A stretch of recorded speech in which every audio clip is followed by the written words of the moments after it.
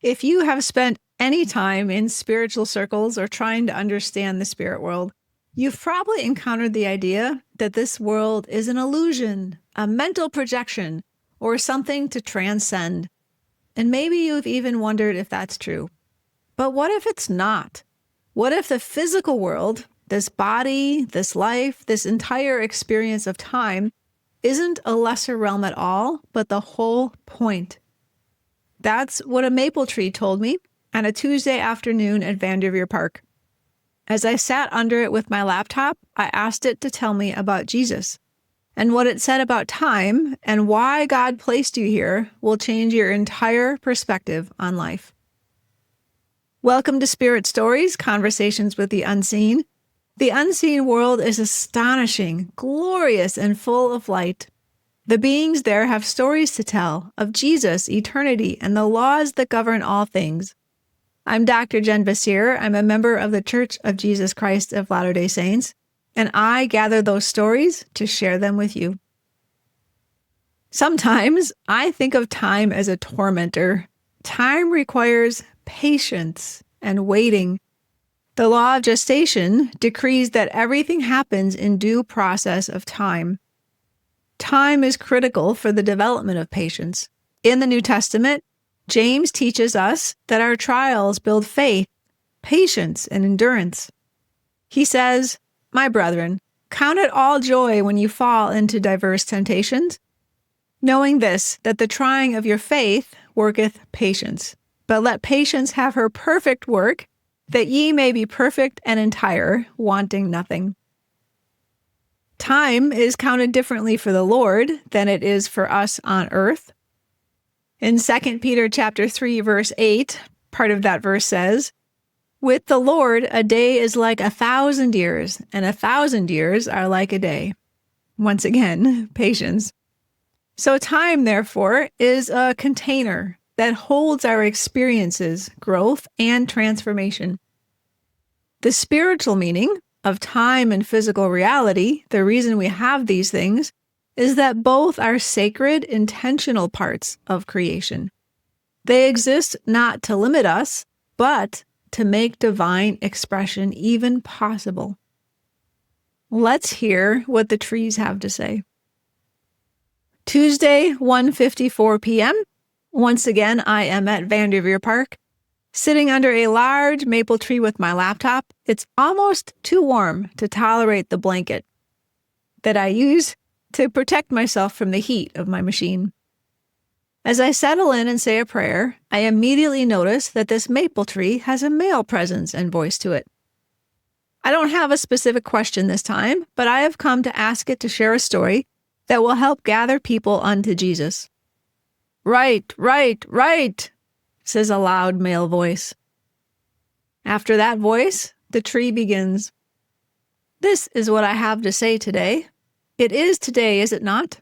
No matter. Time is immaterial and irrelevant. All is the same for me. Time is for you a compost, a container, a space to create and receive and exist in. Without time, there would be no physical reality. Time allows the experience you are having right now. Without time, all is ethereal, smoke, billowy. Is not this glorious? It is an experience unlike all others, unlike any other. Without this experience of time, there could be no advancement. At some point in development, there is always a next step. Without that next step, development stalls and eventually decays and dies. This placement of you here in this physical reality is that next step. Embrace it. Embrace this time, this experience, no matter what it brings. Allow it to touch you, the joys and the pains, the highs and the lows. This will be a great blessing to you. Embrace, allow, contemplate. That is all. I thank the tree, and I get a hump in reply. I think it's time to go visit another tree. So I find a new tree to sit under, a fir with long, slim needles. We've talked before, last fall, when she told me how to distinguish the light of Christ from all others, which is episode number 5. As I approach the tree, she says that I can come talk with her. I ask her if she will be nice to me, given my experience with the maple. Of course I will, she kindly replies. I know that you are here to gather stories and to share them. Thank you for seeking and for coming to gather mine. I have been waiting a long time to be heard. There are not many who know how to listen these days, but that is well, because all comes forth in its due time. She continues, in the beginning, there was a great dance, an explosion of energy, of light, of word. All was created, had been created in spirit form, but did not yet have this place for physical form. The physical form is real, just as real as the spirit form. There are those who believe that this physical reality is not real, that it is simply a projection of mind, of God, of spirit. This is not true. It is just as real as spirit is real. It is simply a different space, a different container for expression and expansion and growth. All must grow. What do you do with a seed if you want it to grow? You put it into a growing medium, one that is best suited for that seed.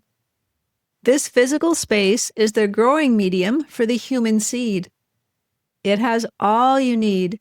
Isn't that magical and beautiful and thoughtful and kind? You do not realize it now because you cannot see all things, but you can have faith. Trust. Know your Creator and trust in Him. He made all for all. There is all, and there is Jesus, and there is God. God loves and adores everything and everyone, for He created all. All of His creations are already perfect, in perfect form, in perfect time, in perfect place. You, dear Jennifer, are already perfect, and this is the perfect place for you. Your longings for a particular space tell you about yourself, about your nature, your desires, about who you were made to be, who you already are. It is true that you already are what you desire. All seeds grow from within. They draw to them that which they need to express what they already are, what they already contain. The blueprint is there. Check your blueprint and see what you need to grow. Do you need more movement and more air? Do you need play, freedom, fun? Yes, all of these things and more. If you feed the desires of your heart, your body will thrive. It will glow. It will develop as it should. Do not suppress. Do not suppress your desires, your plans for good. Express the joy and goodness that is within. Start where you are, no matter how seemingly small the goodness that is within. They will expand, these desires for good, as you express and as you grow. Allow the goodness and beauty to come forth, bit by bit, day by day. Patience. Patience is needed. Things take time. Movement, repeated, bit by bit. Do not fret about the goal. Do not fret about the ending or the date or the time. Each bit is good and glorious. Simply repeat, bit by bit, day by day, moment by moment. That is all. I am so grateful to know that God has a plan for us, that we are here with a purpose on earth so that we can learn and grow. We are here to progress, to serve others, and to develop and multiply our talents. And as we follow the light of Christ, we will do more and more good each day. Next time, we will talk about the earth's purpose and why she is so sad.